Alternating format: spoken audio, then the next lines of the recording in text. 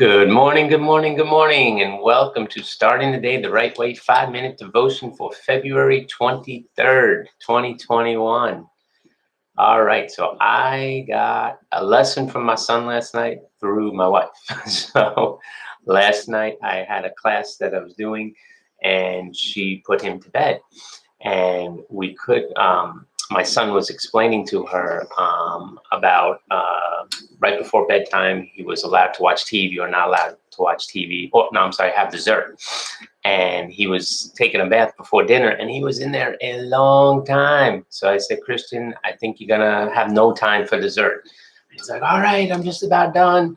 And, 15 minutes later, he was done. So anyway, after my wife put him down to bed and I finished my class, we were talking, and she's like, was he supposed to have dessert? I said, yeah, I was just, trying to get him to hurry up. And then she started laughing. I'm like, why are you laughing? Because your son said, I asked your son, are you allowed to have dessert? And, she's like, I heard daddy say no dessert. And he's like, oh, mom, that's just daddy trying to get me to move faster. I was like, oh my gosh. I'm like, I got to start doling out a little more punishment here. But he had just come off a punishment the day before. So, as a parent, you don't want to constantly take things away, but it's that delicate balance. But when I heard that, that was like, whoa, he's going to be 9 this weekend, and he already knows what my not so serious threats are. And I'm like, oh boy, I got to take a look back at that. But that led me to this verse this morning in Matthew 5:33 through 37. The New Living Translation puts it this way. You have also heard that our ancestors were told, you must not break your vows. You must carry out the vows you make to the Lord. But I say, do not make any vows. Do not say by heaven, because heaven is God's throne. And do not say by the earth, because the earth is his footstool. And do not say by Jerusalem, for Jerusalem is the city of the great king.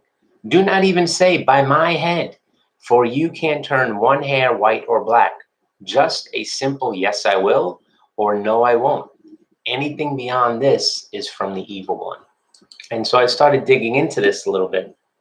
And what God talking to me about was, our yes and our no have lost its value. Why has it lost its value?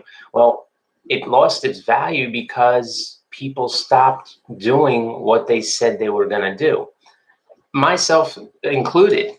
And the reason why a yes isn't good enough anymore, or no, but especially a yes, when you promise or you say that you're going to do something and then you end up not doing it. It shouldn't be like that. You shouldn't have to say, I swear by this, or, whatever phrases are out there. It should be, yes, I will do this, or no, I can't. And that's it. That's simple. Now, when raising a child, and me and my wife have had many conversations about this, children are smart, as exemplified by my son's response, right? They pick up everything, and they remember every exception. There have been times where I've given him a punishment, and God said, listen, you were too hard.